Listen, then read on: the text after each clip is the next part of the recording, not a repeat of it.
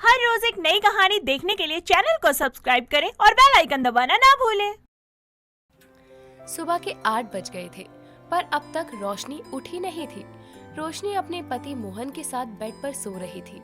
तभी मोहन की आंखें खुलती हैं और वो घड़ी में 8 बजते हुए देखकर रोशनी को उठाते हुए कहता है, रोशनी उठो, सुबह के 8 बज गए हैं, उठ जाओ। अभी बस 5 मिनट मोहन, बस 5 मिनट में उठ रही हूँ।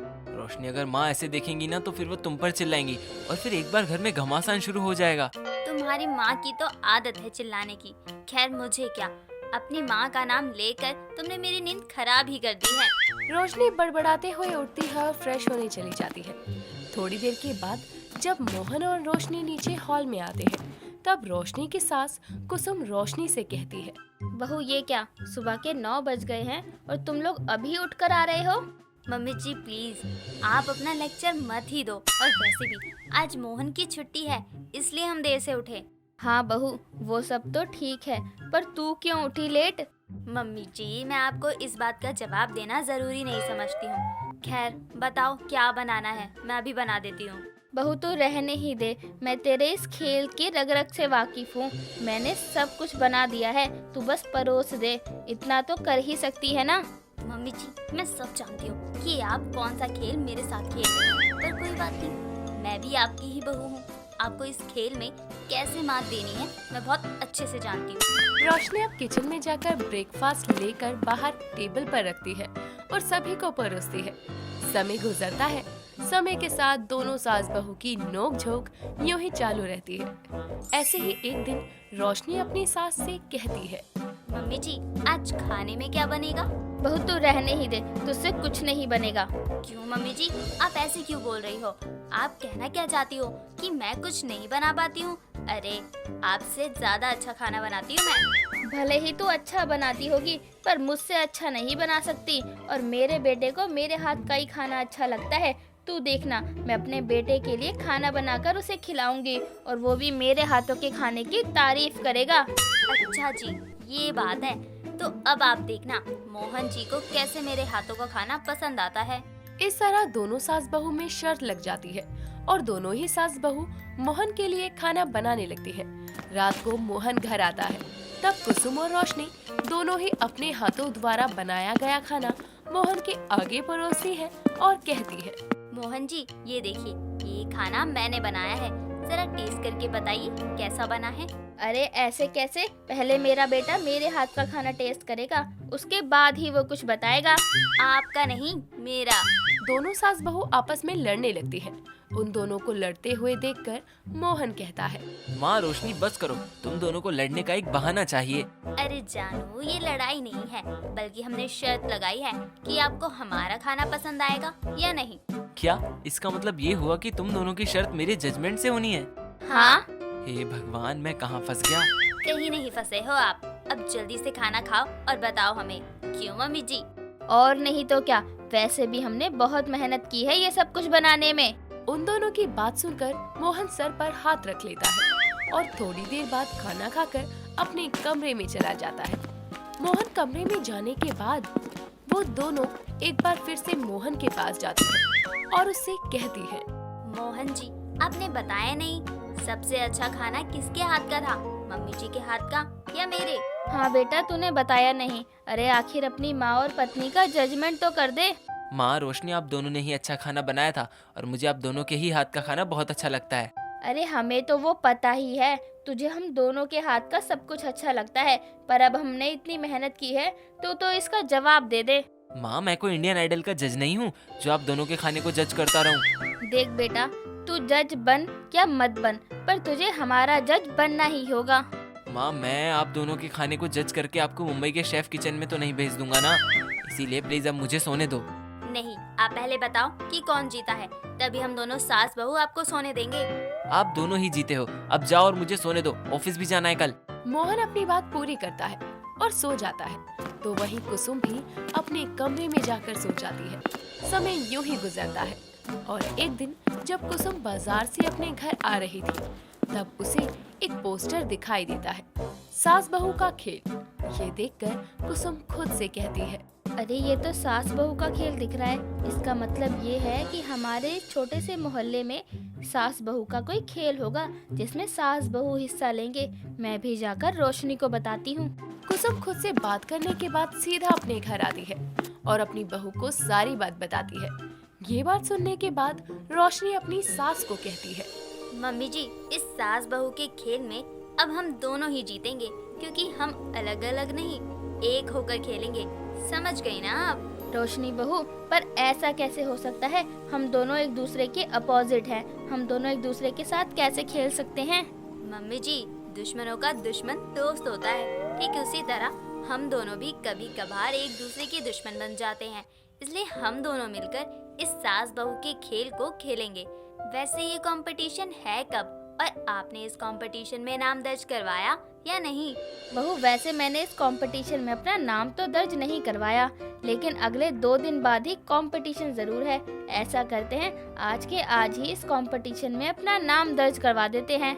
दोनों सास बहू आपस में बातें करने के बाद उसी शाम उस कंपटीशन में नाम दर्ज करवाती हैं। अगले 2 दिन बाद जब दोनों सास बहू का कंपटीशन होता है तो कंपटीशन का जज कुसुम से कुछ सवाल पूछता है, जिसका जवाब कुसुम बड़े ही नरम लहजे से दे देती है। तो वहीं दूसरी तरफ रोशनी से कुसुम के बारे में कुछ बुरी आदतों के बारे में पूछता है, जिस पर रोशनी कहती है, सर, मैडम, मेरी सास की एक बुरी आदत है। वो अपनी बहू के साथ बड़ा अच्छा गेम खेलती है, और वो ये है कि वो घर का सारा काम करके मोहन जी की नजरों में महान बन जाती हैं। लेकिन मैं भी उनकी बहू हूँ, मैं भी उनके सारे खेल को नाकाम कर देती हूँ। रोशनी की ये बात सुनकर सभी जज हंसने लगते हैं, क्योंकि रोशनी का ये अटपटा सा जवाब सभी को अच्छा लगा था। अब जज बाकी सास बहू से भी पूछ रहे थे, लेकिन कहीं न कहीं कोई न कोई गलती बाकी सास बहू कर ही रही थी, जिस वजह से कोई नहीं जीत पाता और ये प्राइज जीत जाते हैं कुसुम और रोशनी। कुसुम और रोशनी सास बहू के खेल में विनर थे और इस तरह से अब वो दोनों सास बहू के खेल के नाम से जाने जाने लगे। उन दोनों सास बहू को सास बहू के खेल की ट्रॉफी मिल जाती है। ये देखकर मोहन अपनी माँ और पत्नी से कहता है, माँ, रोशनी, आज मुझे आप सास बहू के खेल को देखकर बहुत अच्छा लग रहा है। आप दोनों सास बहू के खेल को इस तरह से जीत लोगी, मैंने कभी नहीं सोचा था। अब मोहन जी, ये तो होना ही था। अब आपकी माँ के अंदर इतना टैलेंट जो है, उन्होंने मुझे भी माहिर कर दिया है। अपनी बहू के मुंह से ये बात सुनकर कुसुम उसकी तरफ देखने लगती है और कहती है, अच्छा, तो मैंने तुझे माहिर किया है। बहू, ये मत भूल, तू खुद तेज है और तूने किसी से कुछ सीखा नहीं, बल्कि तू खुद सीखी सिखाई आई है। अच्छा, अब आप दोनों की लड़ाई खत्म हो गई हो तो क्या हम घर चलें? हाँ हाँ, क्यों नहीं। मोहन अपनी माँ और पत्नी को लेकर घर आता है, पर ये क्या, ट्रॉफी जीतने के बाद भी इन दोनों को शांति नहीं थी और वो हर बार की तरह अपनी लड़ाई जारी रखती है और मोहन को जज बना देती है। अनु के पिता राकेश और भाई सोनू रविवार के दिन आंगन में बैठे ताश खेल रहे थे। दोनों ही ताश के पत्ते पे पत्ता गेम को खेल रहे थे। तभी अनु हाथों में चाय नाश्ता लिए हुए अपने पिता और भाई के पास आती है और उनको ताश खेलते देखने लगती है। ये ले पान की दस्सी। लो पापा, मेरी तरफ से हुक्म का इक्का। बेटा, जीतूंगा तो मैं ही। देख ले, पत्ते खत्म होने वाले हैं हम दोनों के। अरे पापा, क्या पता आखिरी पत्ता किस्मत बदल दे, आप बस फेंकते जाओ। दोनों को यूं ही खेलता हुआ देखकर अनु बोलती है, भैया, पापा, गर्मा गर्म चाय ले लीजिए और भजिए भी। हाँ बेटा, रख दे, बस गेम खत्म ही होने वाला है। हाँ हाँ, देखना अनु, आज मैं जीत जाऊंगा, पापा हार जाएंगे। सोनू इतना बोल ही रहा होता है कि तभी राकेश का फेंका हुआ पत्ता सोनू के पत्ते से मैच हो जाता है और वो गेम जीत जाता है। तभी राकेश बोलता है, अरे साहबजादे, बाप हूँ मैं तेरा, तुझे खेलना मैंने ही सिखाया है। अभी तुझे मुझसे जीतने में समय लगेगा। हाँ पापा, सही कहा आपने। कोई नहीं, एक न एक दिन मैं आपसे जीत जाऊंगा। चलो भजिए खाते हैं। पापा, ये ताश खेलने में इतना मजा आता है क्या? आप हर रविवार या फिर किसी भी छुट्टी वाले दिन भैया के साथ हमेशा ताश खेलते हो? हाँ बेटा, मजेदार गेम है ताश। हम बाप बेटे ताश तो खेलते ही हैं, साथ में बातें भी कर लेते हैं, एक साथ समय बीत जाता है। पापा, मुझे भी सिखा दो ना ताश खेलना। ओए पागल, लड़कियां नहीं खेलती ताश। भाई, जुआ खेलने की बात थोड़ी ना कर रही हूँ जो ऐसे गुस्सा कर रहे हो। सिखा दो ना पापा प्लीज। अच्छा ठीक है, सिखा दूंगा मैं, पर अगले रविवार को। चल जा अपनी माँ का हाथ बटा करके काम में। अपने पापा की बात सुनकर अनु खुशी खुशी अपनी माँ पूनम के साथ काम में लग जाती है।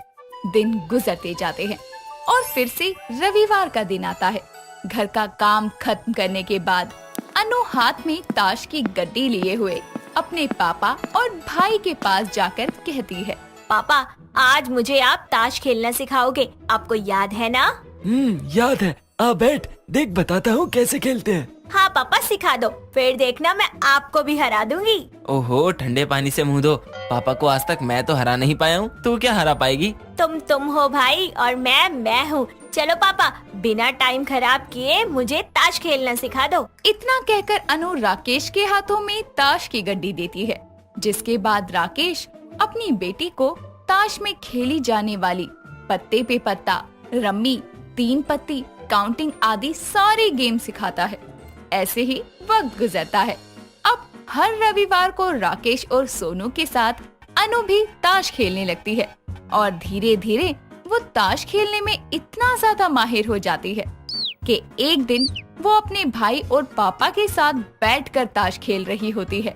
तभी सोनू कहता है, आज तो मैं ही जीतूंगा, देखना। देखते हैं भाई, अभी तो लास्ट गेम चल रहा है। ये मेरा लास्ट पत्ता। ये मेरा भी लास्ट पत्ता। और ये है मेरा आखिरी पत्ता और इसी के साथ मैं जीत गई।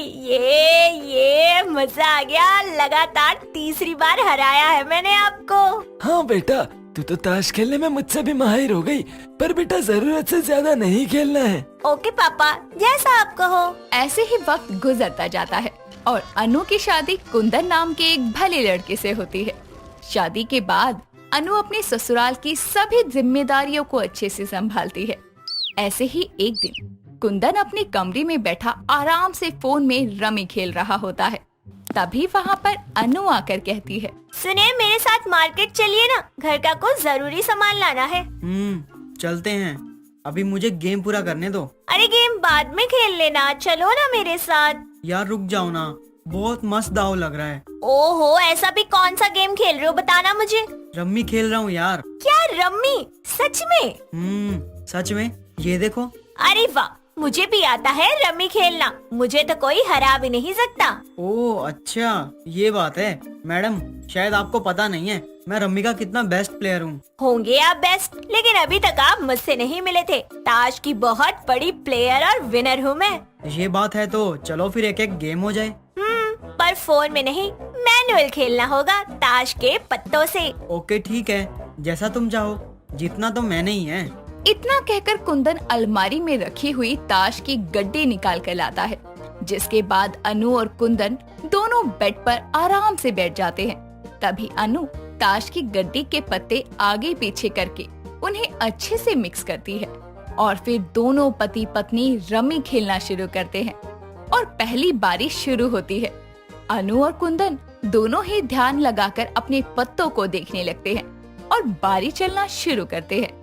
अनु जीत जाती है और कहती है, देखा जीत गई ना, कहा था ना आप भले ही विनर हो, लेकिन मैं आपसे भी आगे हूँ। मानना पड़ेगा, तुम तो इसमें चैंपियन हो। अब जल्दी चलो मेरे साथ, मार्केट सामान लाना है। हाँ चलो। इतना कहकर दोनों पति पत्नी मार्केट के लिए घर से निकल जाते हैं। ऐसे ही दिन गुजरते जाते हैं। कुंदन और अनु आए दिन यूं ही फ्री टाइम में ताश खेलने लगते हैं। धीरे धीरे अनु को अब ताश खेलने की लत लग जाती है और उसकी लत इतनी ज्यादा बढ़ गई थी कि वो अकेले ही ताश खेलना शुरू कर देती है। ऐसे ही एक दिन वो बड़े आराम से घर का सारा काम छोड़कर ताश खेल रही होती है। तभी वहाँ उसकी सास निर्मला आकर कहती है, अरे ये क्या कर रही है? ये जुआरियों की तरह पत्ते बिछाकर बैठी है, घर का काम नहीं करना क्या? अरे माँ जी आप फ्री है ना? सुनो ना, घर का काम तो मैं बाद में भी कर लूंगी, आप मेरे साथ बैठो ना, हम दोनों मिलकर ताश खेलते हैं। बहू पागल हो गई है क्या? मुझे काम करना है और भी। अरे माँ जी खेल लो ना ताश, बड़ा मजा आता है खेलने में। नहीं, मुझे नहीं खेलना, तू ही खेल अपने ये ताश वाश, मुझे नहीं खेलना। और उठकर घर का काम कर ले, नहीं तो मैं आग लगा दूंगी तेरे इन ताश में। माँ जी आग क्यों लगा रही हो, मैं जा रही हूँ ना काम करने। मजाक कर रही थी मैं तो। इतना कहकर अनु ताश को वहीं रख देती है और जाकर घर का काम करना शुरू करती है। वक्त गुजरता जाता है। घर के सभी लोग उसकी ताश खेलने की इस आदत से बहुत परेशान हो जाते हैं। अब कभी अनु गैस पर रोटी जला देती, तो कभी सब्जी में नमक बढ़ा देती, तो कभी कुछ। ऐसे ही एक दिन कुंदन का पेट खराब हो जाता है और ताश खेलने के चक्कर में अनु कुंदन को लूज मोशन ठीक करने की जगह बढ़ाने की दवाई देती है, जिससे उसकी तबीयत और खराब हो जाती है और कुंदन को हॉस्पिटल तक में एडमिट किया जाता है। चेकअप के बाद डॉक्टर बोलते हैं, जी देखिए, कुंदन जी से बात करने के बाद और उनका इलाज करने के बाद मुझे ये पता चला है कि उनको लूज मोशन हुआ था, जिसकी जगह किसी ने उन्हें लूज मोशन ठीक करने की जगह उसके बढ़ाने की दवाई दे दी। आप सही समय पर इन्हें हॉस्पिटल ले आई, वरना इनकी हालत बहुत ज्यादा गंभीर और खराब हो सकती है। इतना कहकर डॉक्टर वहाँ से चले जाते हैं और डॉक्टर की बात सुनकर अनु को अपनी गलती का एहसास होता है। इससे पहले कि निर्मला अनु को कुछ कहती, अनु खुद ही अपने हाथों में पकड़ी हुई ताश की गड्डी को कचरे के डब्बे में डालकर कहती है, माँ जी मुझे माफ कर दो, आज के बाद मैं कभी ताश नहीं खेलूंगी। अपना सारा ध्यान लगाकर सारे काम करूंगी और खुद को अपनी ताश खेलने की लत से आजाद करवाऊंगी। मेरी वजह से कुंदन जी की ये हालत हो गई, प्लीज मुझे माफ कर दीजिए। ठीक है बहू, तुझे तेरी गलती का एहसास हो गया, यही बहुत है। अंत भला तो सब भला। निर्मला अनु को माफ कर देती है और अनु फिर दोबारा ताश नहीं खेलती। दोस्तों, अगर आपको ये कहानी पसंद आई तो इसे लाइक करें, शेयर करें और कमेंट करके बताएं कि कहानी में आपको सबसे अच्छा क्या लगा।